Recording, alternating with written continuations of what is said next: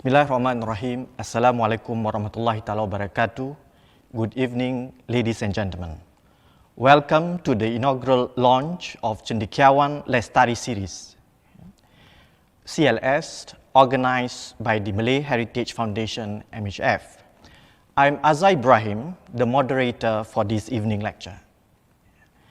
CLS is one of our new initiatives to provide a discursive platform where the contribution from prominent community leaders and scholars are specifically curated, thus allowing them to share their perspective and insights into the varieties of issues affecting and experienced by the community. This evening, we are honored and delighted to have Professor Yaacob Ibrahim as the first speaker for this lecture series, which we have planned with 5 other speakers in the lineup. You may want to check our website, Warisan SG, for the lineup.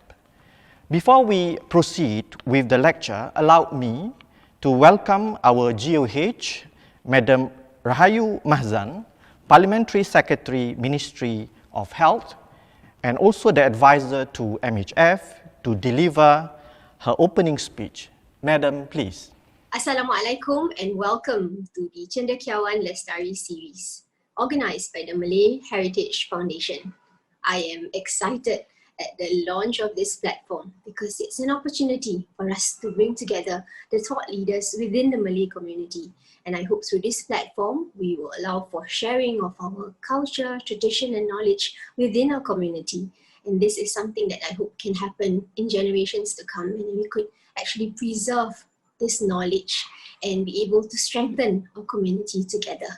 I hope for a very meaningful discourse, a meaningful discussion, and hopefully this is something that we can continue to build on in years to come. So I would just like to end off with a short pantun. Terbit surya petanda pagi, sinar menerangi seluruh alam. Berkongsi ilmu merentas generasi, nilai murni terus ditanam. Thank you very much, and I hope you have a great time, a great session, and hopefully we'll be able to continue this and build on these efforts. Take care. Thank you, Madam Rahayu. Ladies and gentlemen, our speaker this evening actually needs no introduction. Professor Yaacob Ibrahim has served the public as politician for over 20 years.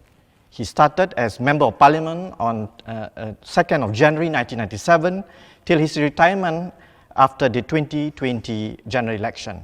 He served as a minister in the Ministries of Communication and Information, Environment and Water Resources, and Community Development and Sports, among others, while being the Minister in charge of Muslim Affairs.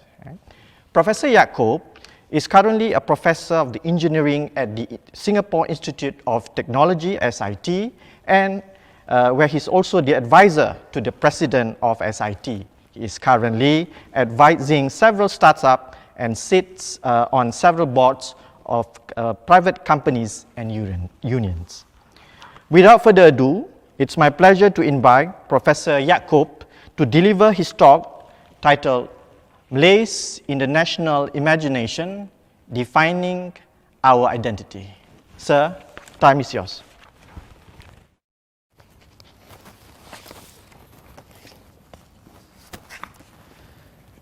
Thank you very much, Dr. Yaacob Ibrahim. Salam and greetings of peace to all.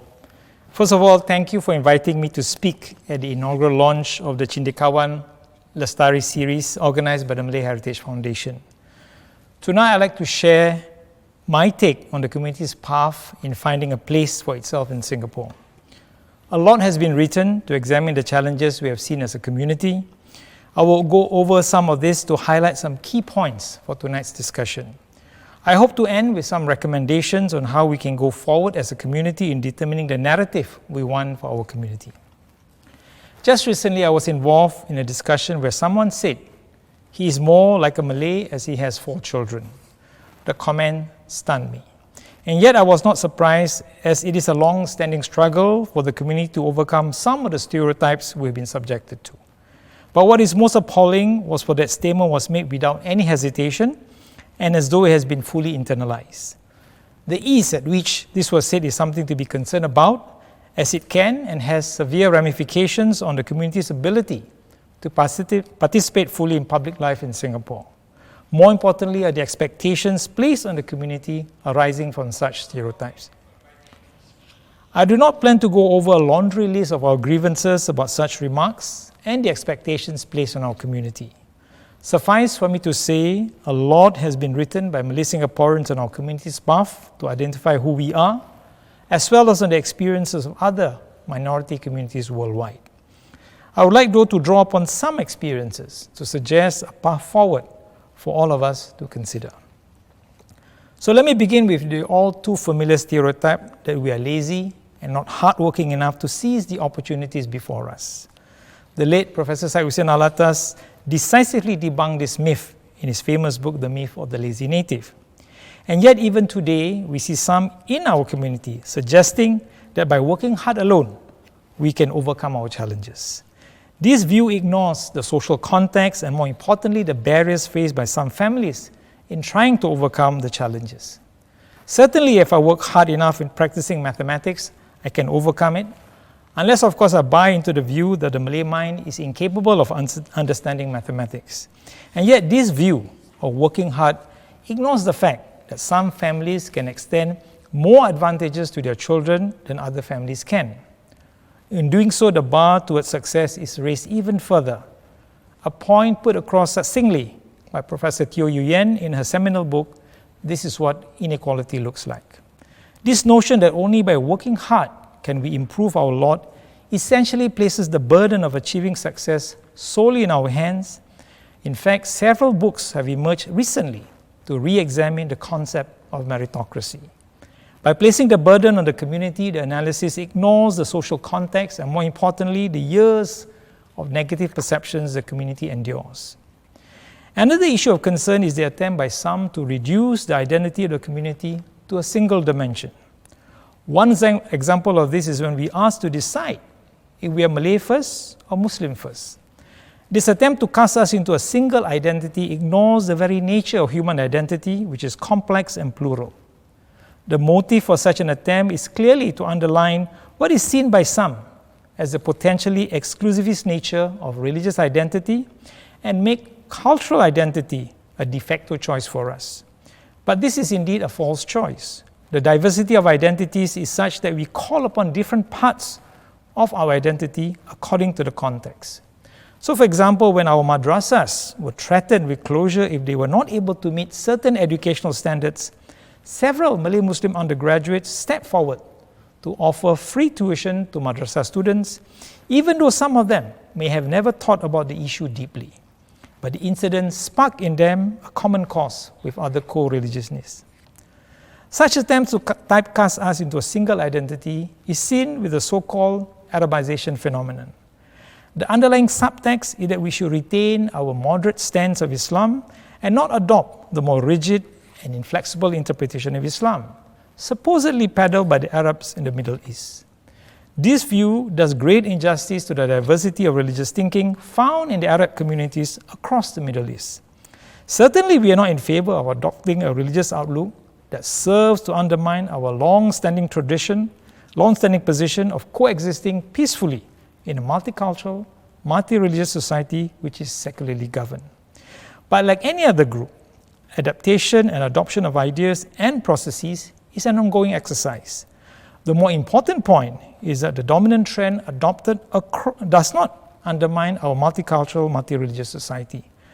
Adopting the fashion, food, music, or other material trappings of another culture is hardly a new phenomenon.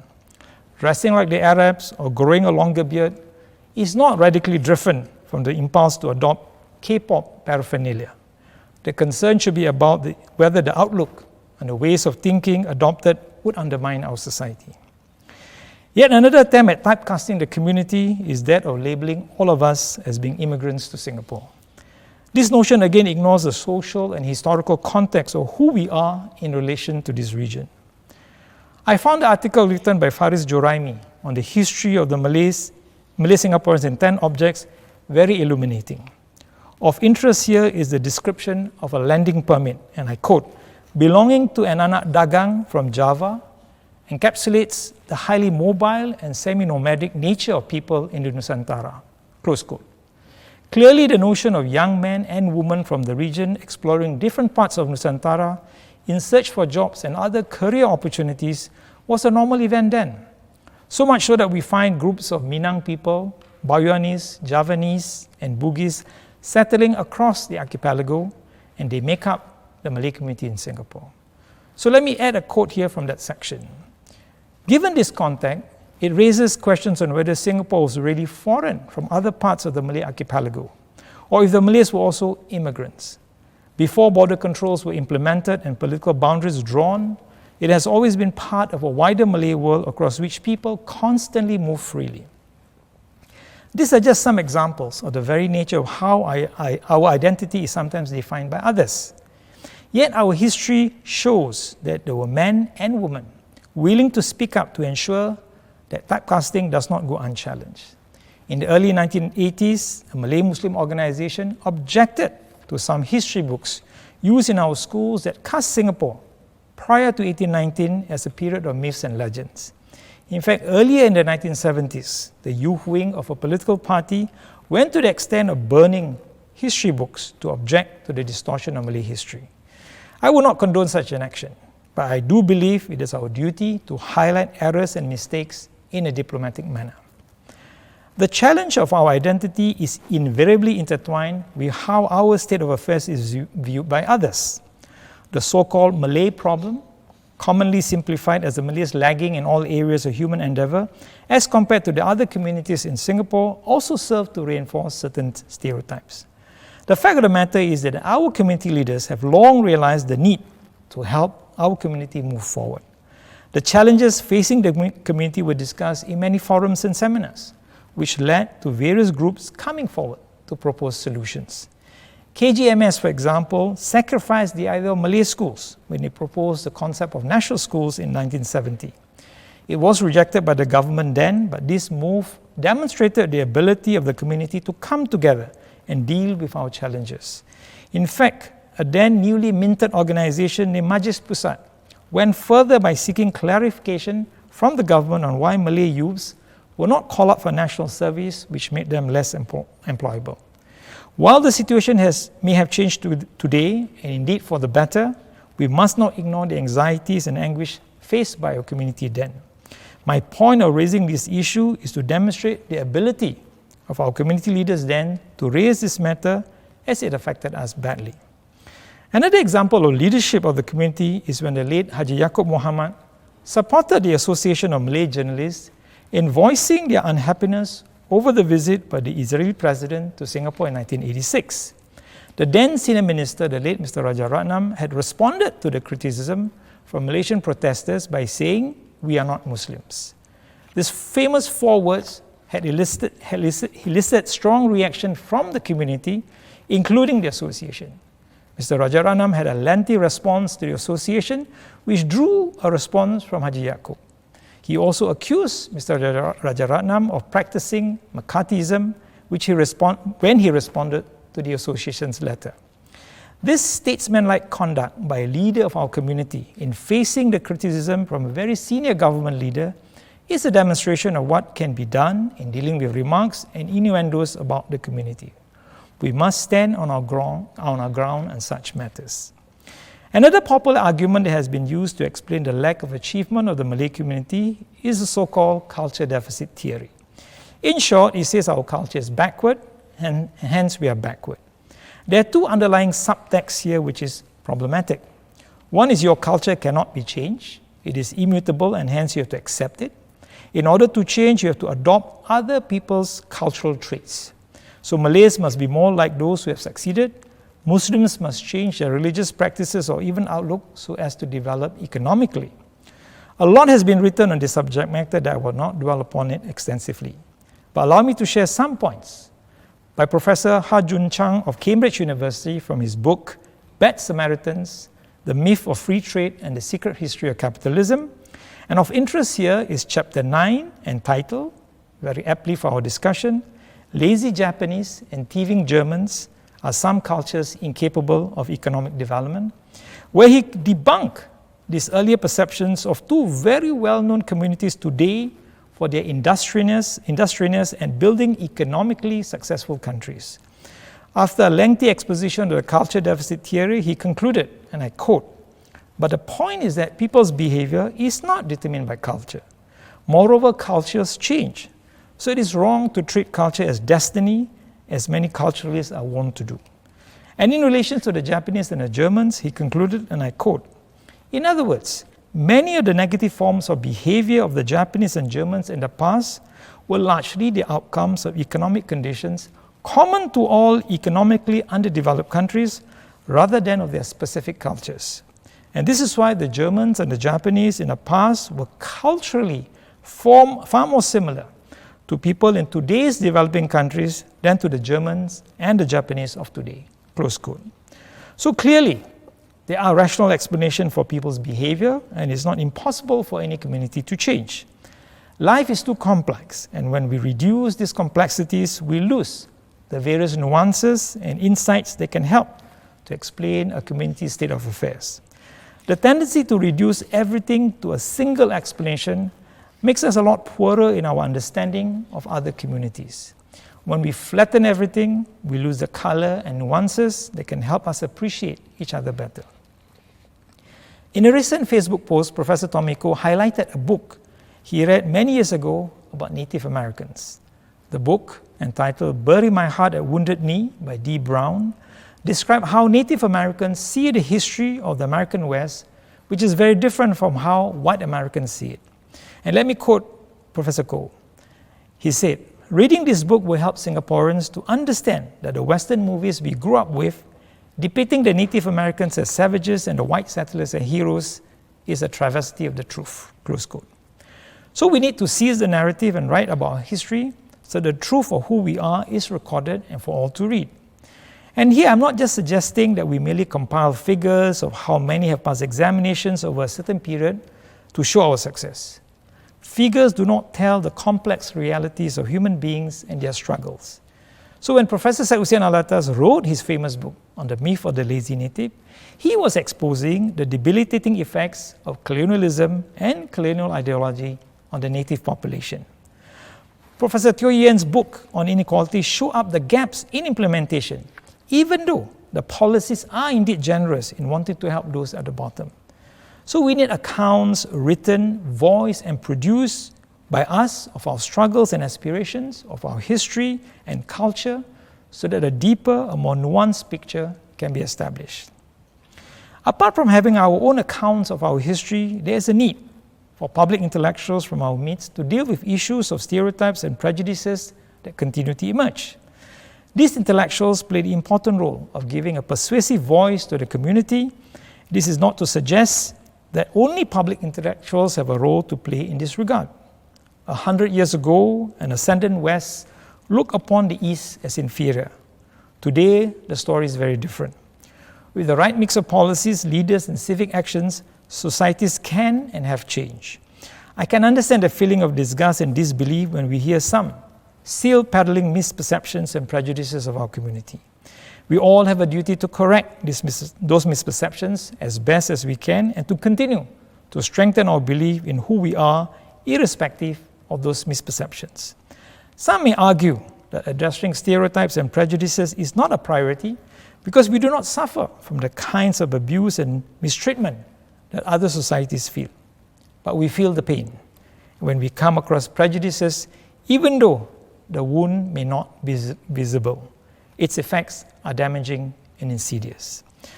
I should also like to emphasize that this effort to rid ourselves of stereotypes must include our own selves. At the most basic level, we must resist the impulse to pigeonhole ourselves. Each of us have multiple identities. I am a Malay, Muslim in faith, a member of Nusantara, who speaks comfortably in English and Malay, associates easily with IT geeks and nerds, believes in the right of people to choose their own faith, tolerant of diversity and differences, enjoy a wide variety of food, and love doing puzzles.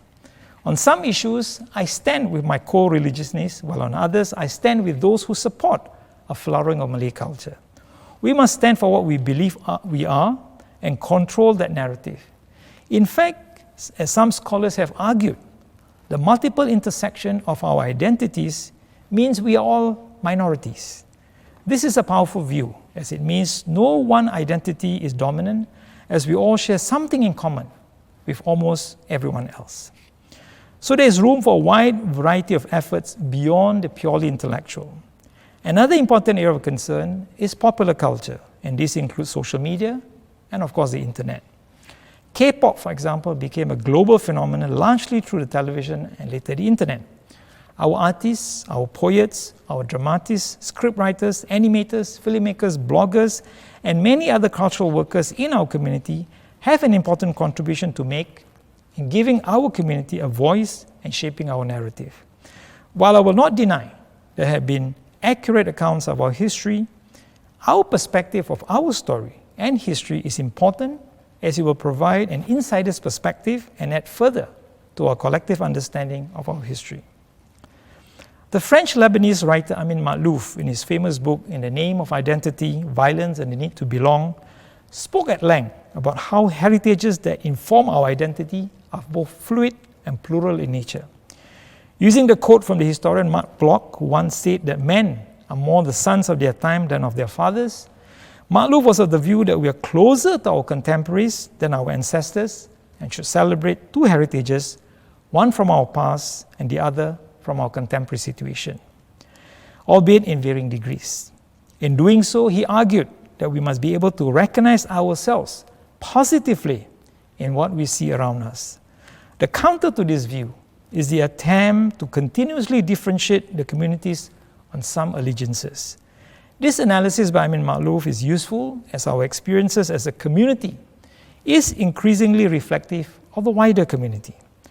After almost 60 years of nation building, with full participation of all communities, there is invariably greater convergence in terms of experiences, especially among our young. Many among our young are proud to do their part as Singaporeans while retaining many features of our identity as Malays. The experiences of our young are very different from that of the previous generation. The ease at which they interact and participate actively in national life suggests a generation more confident of their place in Singapore. This is good. But it's also important for this generation not to forget the challenges of the previous generation and to preserve as much as possible our strengths, such as our cultural and religious values, appreciation of family ties, respect for elders, and our traditions.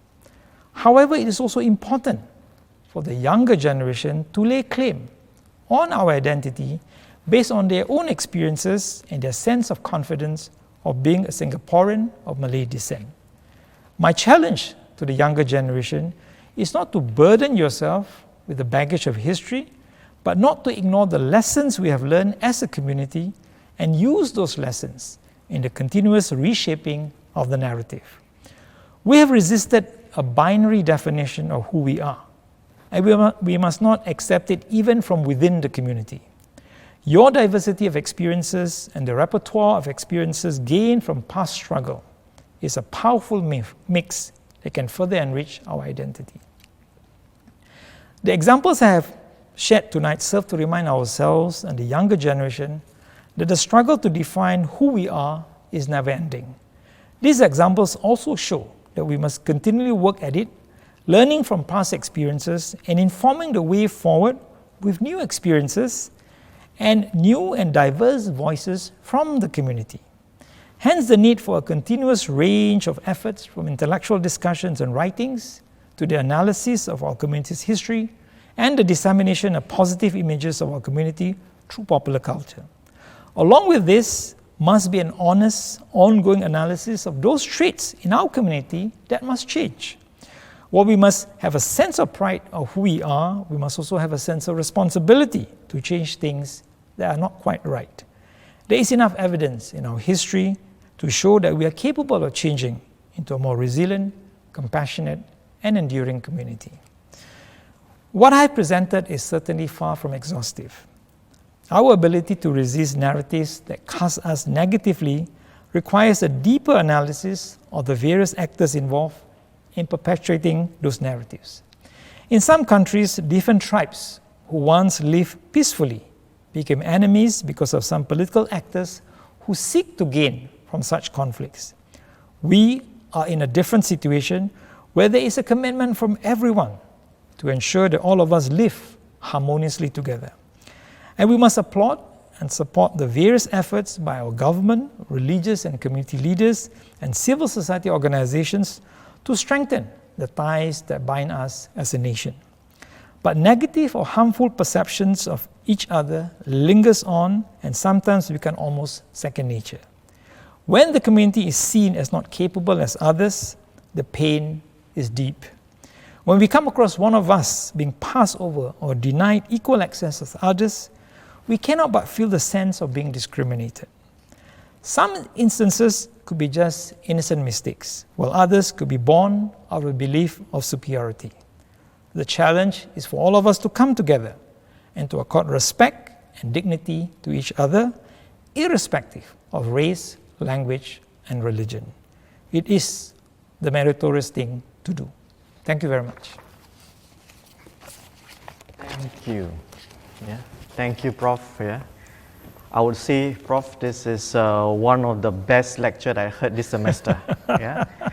For our friends at home, you are watching live on Facebook, you may want to post a question to Professor Yaacob, yeah, online too, yeah, and I will receive sooner or later, yeah, before, since we're waiting for the question, Prof, yeah. Sure. Maybe some points that I may not want to summarize. It's impossible because I think the materials that you presented today, I would say, very crispy. I've been following your work too. And I think today is surely, I think you have done research, and some of the perspective that you type is indeed very crispy, yeah, and very fresh. What I would see that the thing that you raise is actually that the identity discourse is a competing side, yes, right? Intellectually, where various strands of thinking, right, competing to define who we are, yeah, and then it could be within or from without, and so on, yeah. And I think over time, yeah, historically we see that in the past it was the Orientalist colonial discourse, yeah, defining the Malays, right? And then of course that gazing continues today. We have that kind of the new colonial or even Asianist kind of looking at the Malays, yeah. And then of course we have the nationalist discourse in itself, yeah, defining Malays, and of course of late also we have that, for lack of a better term, I would say the Islamic kind of discourse, Islamist kind of discourse, looking at defining the Malay identity. So I think that's where the terrain of a competing discourse and who are the Malays, yeah. And imagine, young boys and girls, yeah, starting to read, yeah, and then, out there are so many kind of things, yeah, and also their own personal experience, right, in their social interaction, they can see, I think, kind of the discrepancy, yeah. But the one that you mentioned this evening, I think, is one that the discourse of identity is one where it is the reconstructionist type, right, more and having tone of reform, which is a critique to the Orientalist or even the nationalist trope. Yeah?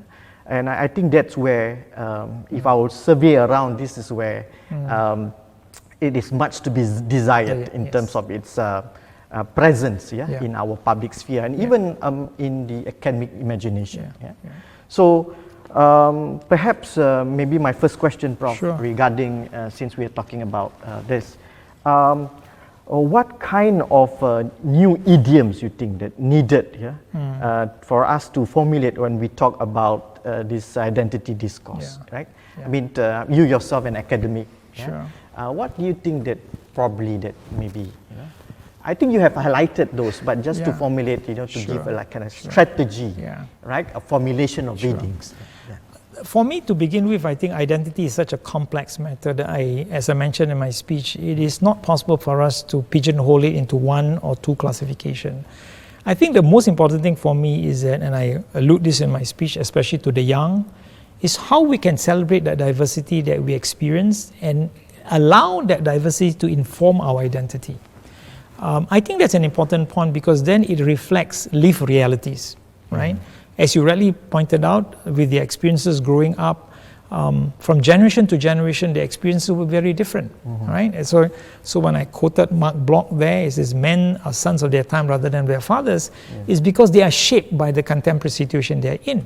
And in Singapore, for example, because of the efforts of nation building in the last 60 years, I wouldn't say the need, but the impulse to bring people together will wrap each other communities, each other in a way, lead to some convergence, right? Yet at the same time, allowing each community to retain.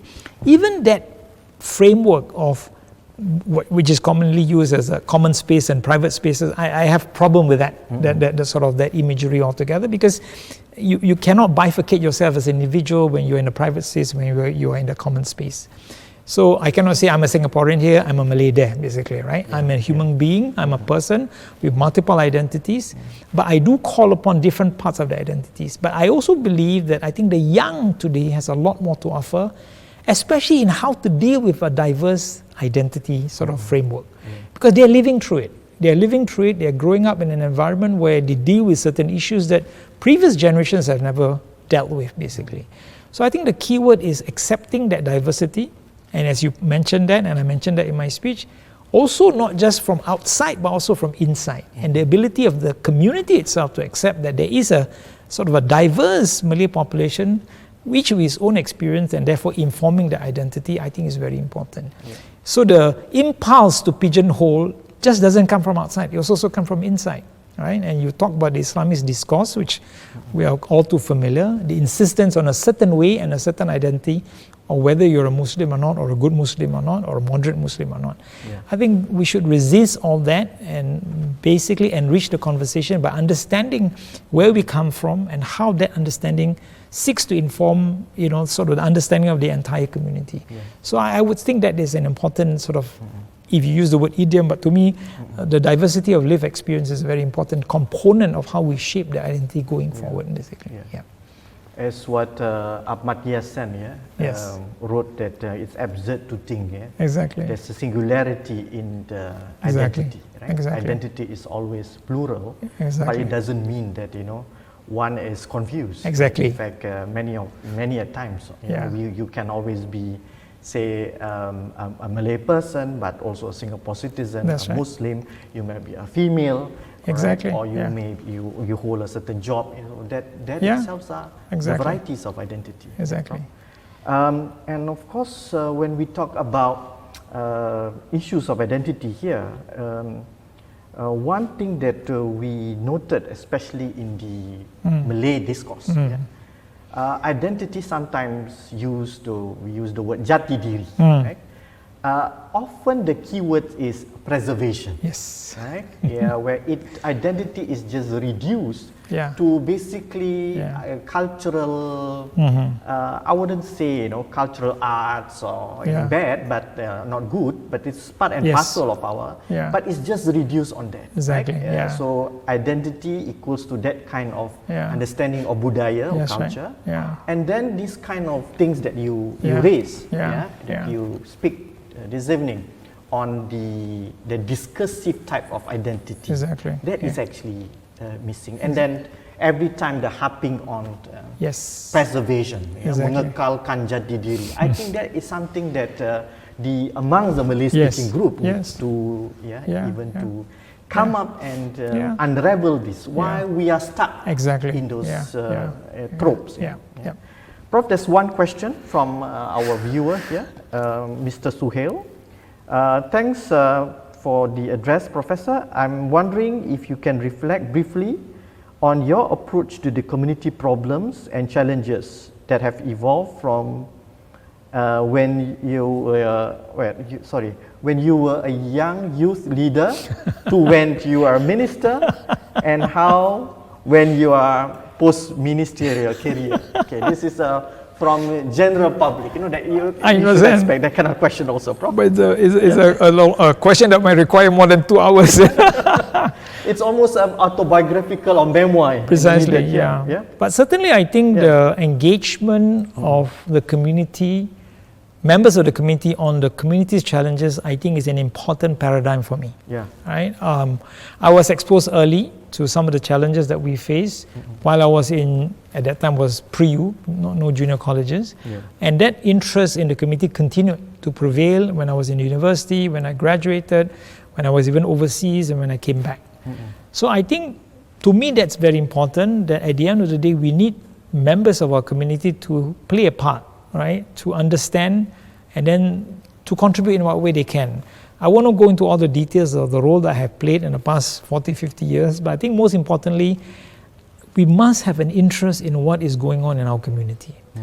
We must have an understanding what is right and what is wrong, and how we should then lay out a strategy to address some of these challenges.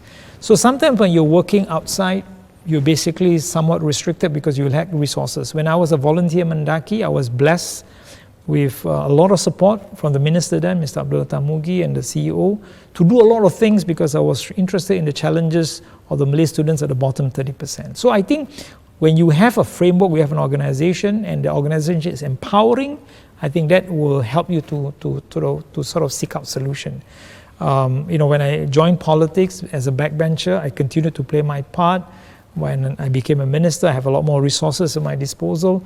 I use some of those resources to try and help the community to move forward and find some of the solutions that are needed.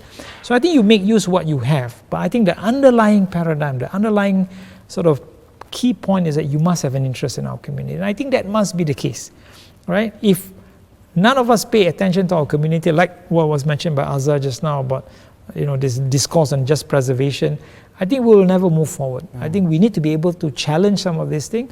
But again, as I mentioned in my speech, in a constructive, diplomatic manner. I'm not the confrontational type. I don't think that helps. I think the most important thing is to do your own deep analysis, understand, and provide rational solutions. People may reject, but someday people will accept. I think the most important thing is to understand the challenge as deeply as possible and offer your ideas and your solutions. Yeah, again, I will invite our friends at home, to pose more questions. Otherwise, I have to ask Professor a lot of questions. Or we can stop early. And this is our inaugural lecture. For sure, we want good questions, from the general audience, And of course, maybe since we are waiting, Prof, let me ask another question. When we talk about, you highlight just now about stereotyping, essentialism, reductionism, that kind of tropes is often permeate in the public sphere, even in casual interaction. But what is very disturbing, it's when it is also accepted, right, as a kind of legitimate academic discourse. Yes. Right, and this is where either it's the kind of ideological collusion, or a kind of moral ambivalence. Right, I mean, sometimes words and theories highbrow use to be very critical of all things, but when it comes to certain things, it seems to be suspended. And I'm sure, across your experience, also, you're in academia. What's your take on that? How do you think that, let's say, young intelligentsia from the community, right? Since we are talking here, this is a platform, it's a discursive platform, right? What do you think the role of the young intelligentsia, to address, in case where, let's say, the academia circle may not move in that direction? What are the things that we can do? Well, from within? This is a case of a classic situation where you need to preserve the tradition. And the tradition I'm talking about is a tradition of inquiry. Exactly. Right? The tradition that the late Professor Syed Hussein Alatas showed extensively when he was in Singapore. Other scholars have shown that with the spirit of inquiry, with an attempt to have a deeper understanding and discourse, you can then move the needle, so to speak. I think that is important for our young intelligentsia who basically trying to step a foot into the academia world, that they should bring with them this attitude that, I wouldn't say everything is on the table, but I think in a way for them to actually understand and bring a more deeper discourse of some of the challenges and some of the things that we face. So you talk about stereotypes and prejudices that you find in public basically, and sometimes almost second nature. I think there is a role for our young people to dispel some of this notion, but do it in a constructive manner, do it in a manner in which it is acceptable to people to know that their understanding is wrong and therefore they need to change and so on and so forth, without shaming them. So I think there's a lot that can be done, but I think essentially is to continue with the spirit of inquiry and tradition started, and to continue with that process, because if not, we will never learn, we will never improve. And I think that's, I feel I mentioned in my speech, as a challenge to the younger generation, to actually seize these opportunities without ignoring the past, but don't use it as a baggage, but learn from the lessons and then move forward, right? And to do so, I think you also have to train yourself. I mean, you have to actually equip yourself with the necessary skills and knowledge so that at the end of the day, you can contribute to that discourse. I think that's important. I know for a fact that when I was around the late Professor Sawisanalatas, there's insistence, and we understand, we read the materials, we discuss it so that we are capable of understanding those phenomena, and offering good solution is a prerequisite. It is a lot of hard work, but it is something that needs to be done, and I would like to see more of our young embarking on such a journey, basically. Yeah. Thank you, Prof. I think that's the formula of the young ones engaging the discursive forum responsibly. Exactly. Because we need good readings, good mentoring, right? And part of it is not to become defensive or offensive, but to I think reconstruct. I think this is what late Professor Alatas had been doing, right? Prof, we have a question in Malay from our I think here it's our former Mufti Fatris Bakaram, right? Let me read in Malay, Prof. Terima kasih, Prof. Sering terdengar suara mereka yang amat cemburu dengan keperluan untuk mengekalkan budaya, bahawa ia adalah teras kepada jati diri bangsa, dan perkara teras itu perlu bersifat kekal. Tetapi saya kurang bersetuju bahawa budaya adalah teras yang tidak boleh disemak sama sekali. Right? This is a point that itu tidak membantu dalam membawa bangsa Melayu ke hadapan. It's a point made by former Mufti. Pertanyaan saya ialah, apakah perkara atau perkara-perkara yang biasanya dianggap sebagai teras yang sakral tetapi pada pandangan Prof perlu atau boleh dibuka untuk semakan semula? Wow, this is a question which I think our former Mufti Fatris Bakaram will also be featured in the coming lecture series, right? But I think this is a preview question to you, Prof. You may want to... I will try and answer this in Malay. Salam sejahtera, Ustaz Fatris. Terima kasih atas soalan Ustaz. It's a very difficult question, because essentially what the former Mufti is asking, whether there are areas in which we think can be discussed, can be replaced. Certainly, I think requires for us to understand further what are the challenges that we face, and those challenges as a community due to certain inhibitions or certain things within the community, and we need to reflect on that, right? I personally do not buy into the culture argument. I don't think culture is an inhibition, basically. But I buy into the argument that culture also needs to evolve and change and adapt, right? So certainly I think what we want to do is to continue to refresh.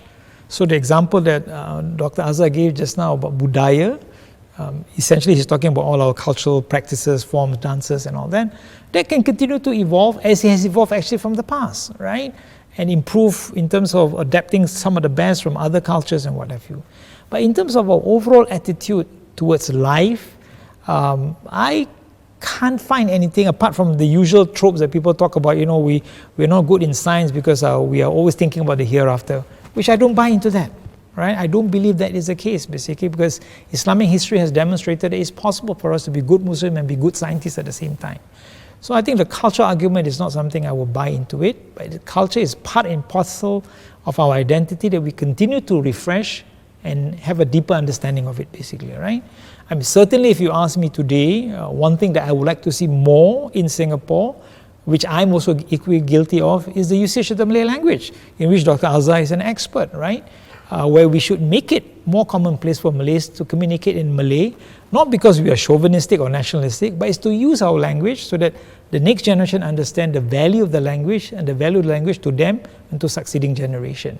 So in preparing for this paper, I went through a lot of research, and one of the things I came across was a beautiful poem in Malay, not something which I'm comfortable with, but I read it to understand it. But when you understand the nuances, then you realize the beauty of the Malay language, right?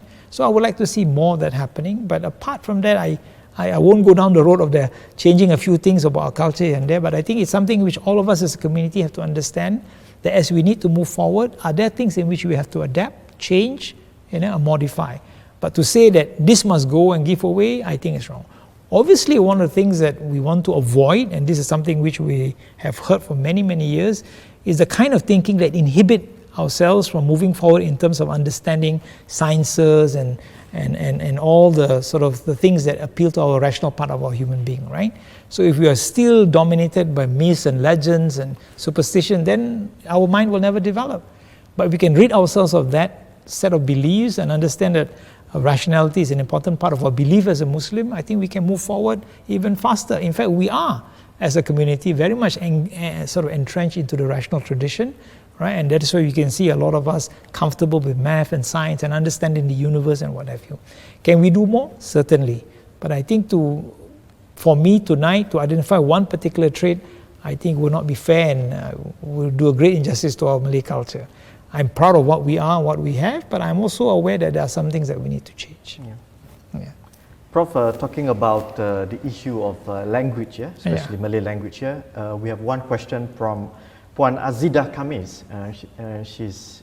She wrote this: Prof, I find that we'll be facing a huge problem from the future generation to know and understand their cultural identity. Right? Now, because the Malay language is not used widely, right? And and in everyday conversation as compared to the English language, right? We know that bahasa menunjukkan bangsa, hilanglah bangsa. Do you agree? How do we go about solving this now and in the long run?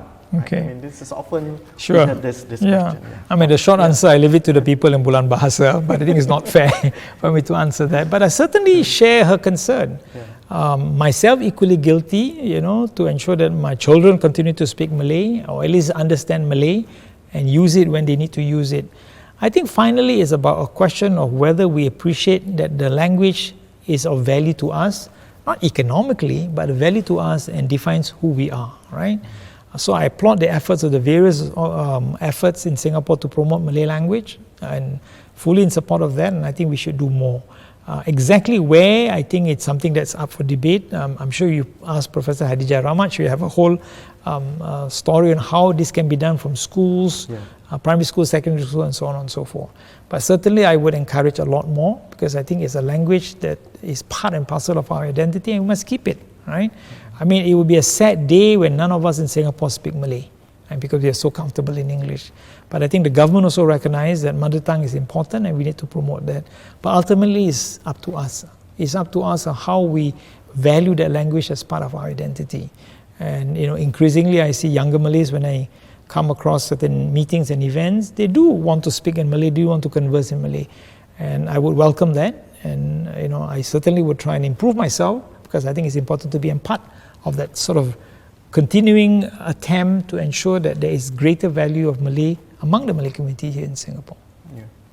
And also, Prof, it's about time also that, rather than we dichotomize, right? Yes. Either choosing English or Malay, yes. right? I think it's most part of the world, right? Yes. I mean, being bilingual or trilingual is very common. Very common. I think that's where that we should achieve, right? Yes. Not beyond bilingualism, is actually bicultural. Yes. Also, and also for the fact that when you master one language, you'll be able to bring that particular language into your own, let's say, another language corpus. Right? So it's for example, English to Malay and Malay into English.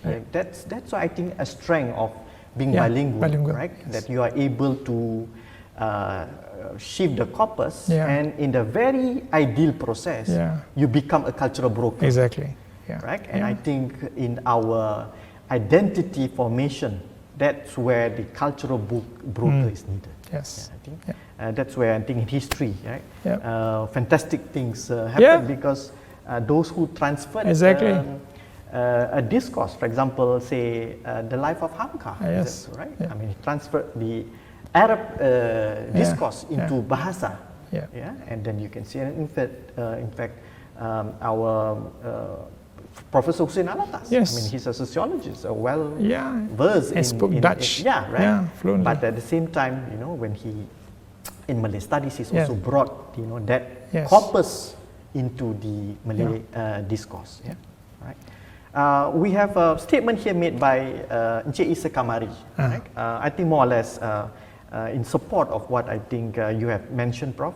I think the way forward is not cultural preservation, but cultural rejuvenation, right? Which involves a critical and creative approach in identity building. I think we support. The challenge now is first to understand what impedes it, right? And two, what is the strategy to go to forward? Exactly. I think that's where I think you know, what we call cultural planning needed.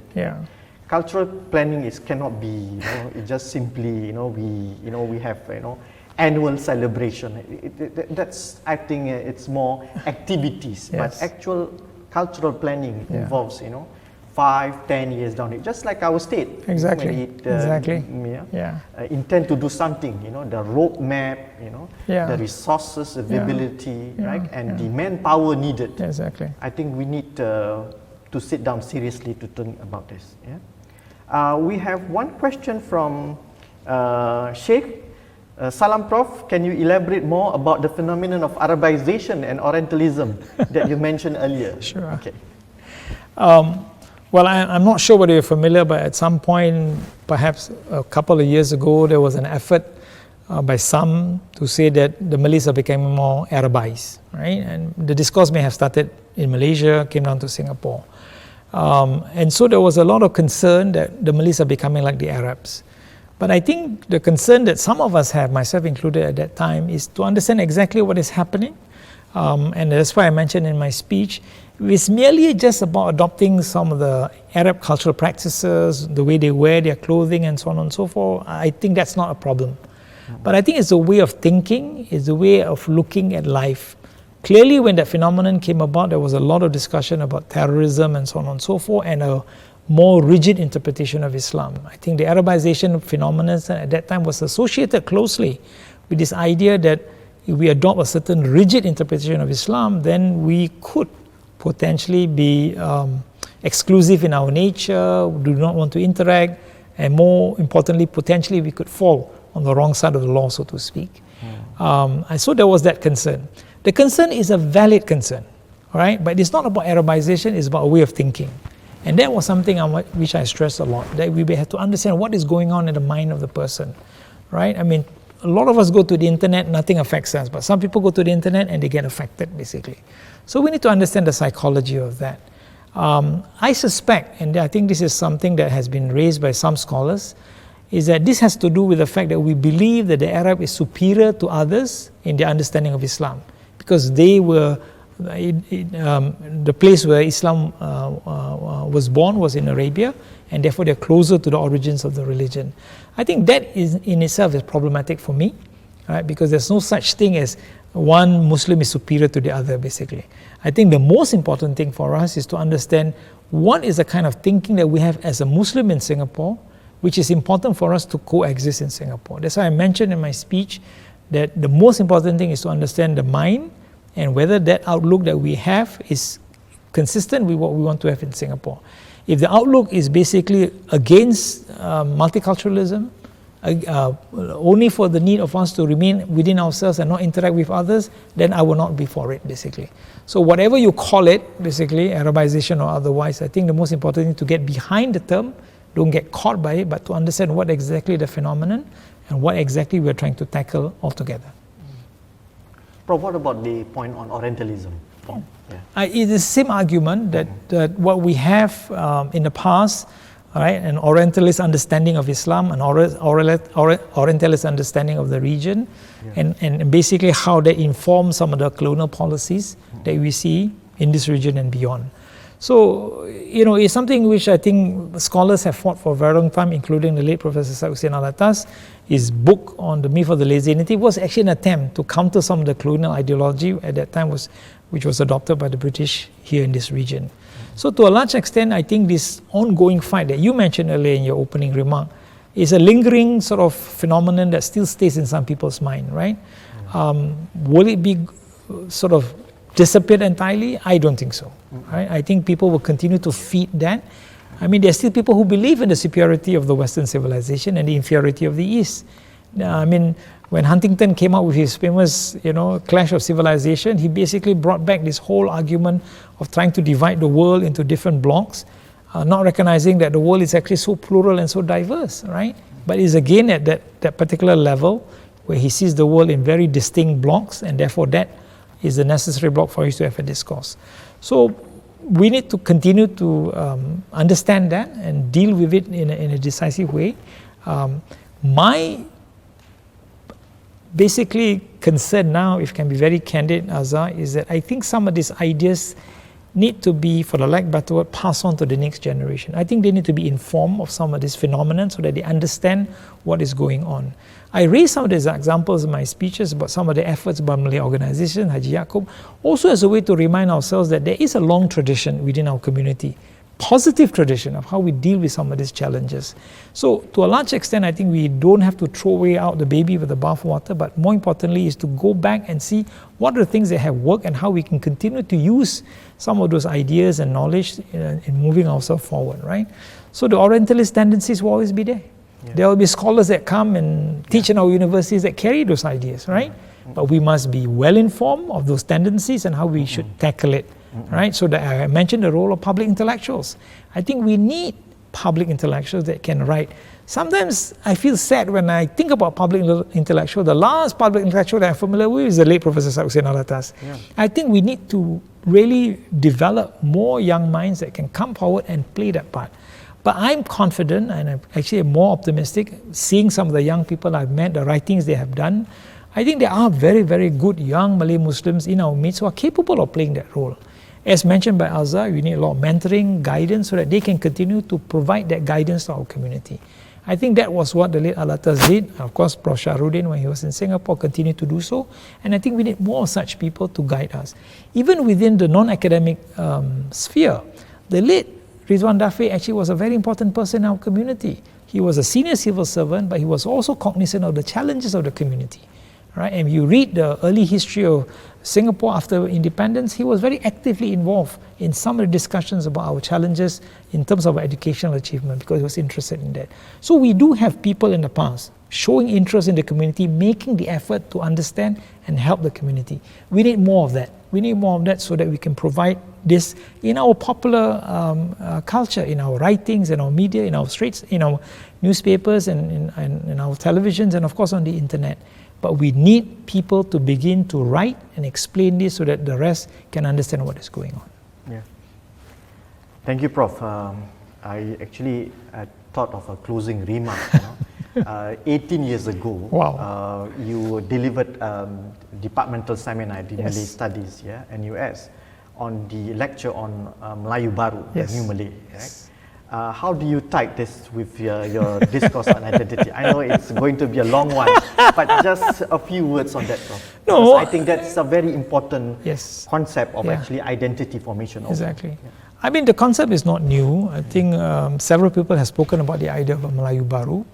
I merely borrowed it and basically sort of updated it because I thought it was a useful construct for us to have a discussion on what kind of a Malay community we want, right?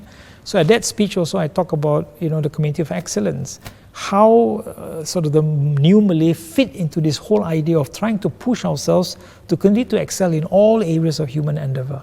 So I would welcome such a construct, and this is not something new. It has happened in other parts of the world. In Europe, there was also a long discussion over the new man.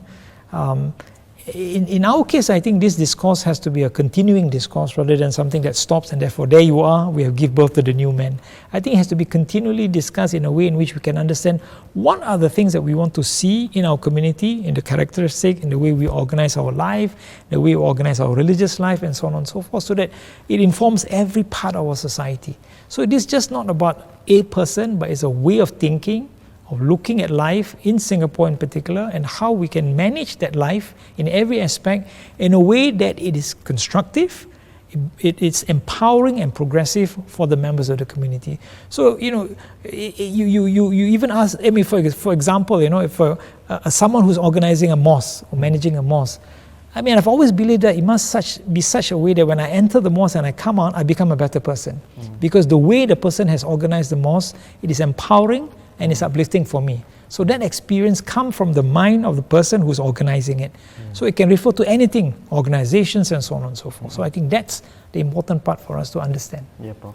Thank you, Prof. I thought that, best, since you are already outside politics, you are no longer to attend many ministerial meetings. Yeah? Best you pen down many of your thoughts, Prof. Right? Malay Heritage Foundation will be very keen to publish your series of essays. Right? Our chairman, Dr. Nurshari Saad, surely will agree with me on this matter. Last question. Actually, unfortunately, there are so many questions now coming, just like as usual, I noted in many forums. Last question from Muhammad Andi. In your opinion, what would be 3 key areas in which urgently needed for a functioning intelligentsia to address our community's issues? Wow. I think in relation to Prof. Hussein Alatas, the functioning intelligentsia. 3 points, Prof. I think we must have a culture of reading in our community. A culture of reading is very important. We must read widely, we must understand widely, we must read from all sources. I still remember, when the Satanic Verses came out, there was a big uproar. I was overseas. But Prof. Alatas came up with the best argument. Read the book so that you can understand what's wrong with the book and give an opinion to the book. So I think to a large extent, the culture of reading is very important. Secondly, I think the culture of inquiry. That at the end of the day, we must look at everything and ask ourselves, what's wrong with it and how we can move forward. But finally, we need an environment. We need an environment where such endeavors are supported by popular culture, by media, giving space to people who want to express their opinion. I think that's important, right? Because Singapore is not lacking of resources. We are well connected, we have internet, we have everything, we have the material. What we lack is the will that we can bring all this together to make it happen. So every part of our community life must in a way bend towards this outcome if we really want to develop a thinking community, and I think it's not impossible. The promotion of discussion of ideas, I think, is an ongoing process. But if we don't promote people, we don't build the love for reading, the love for inquiry, we don't support these endeavors, I think we will not succeed. But I'm optimistic. I'll be very candid, I'm optimistic. Ever since I retired as a minister and retired from politics, I spent a lot of time in places like Kampung Glam and Wardah Bookshop and meeting young people. I'm encouraged. In fact, there's a lot of good young people coming through, understanding different ideas. They disagree with you, but they disagree with you rationally. So I think there is hope in that sense that we can build this sort of inquiring community in the years to come. So I'm very optimistic there, basically. Once again, thank you, Prof. Thank you very much. In speaking about institutional support, I think this initiative by Malay Heritage Foundation is one of the platforms in which we will allow such discussion, forum platform. We have another 5 speakers in the series, and then for the calendar year, and then the next 6 coming soon. Very good. So once again, I can imagine our audience. Let's give Professor a round of applause. Terima kasih, Prof. Thank you very much. And now, allow me to invite our chairman of Malay Heritage Foundation, Mr. Dr. Nurshari Saad, to give a token of appreciation to Professor. Okay. Thank you so much. Thank you, Prof. Oh, that's my name? That's your name. Oh my word, Alhamdulillah. Who did this? I think we commission it, Prof. Thank you very much. Thank you so much. Thank you very much. Thank you. Can shake our hands, huh? Photo. Thank you, Prof. Thank you so much. Thank you. And Prof, we look forward for your compilation of essays. Inshallah. All right, Prof. 2 years from now. I'll take this. Yes, you can be saying.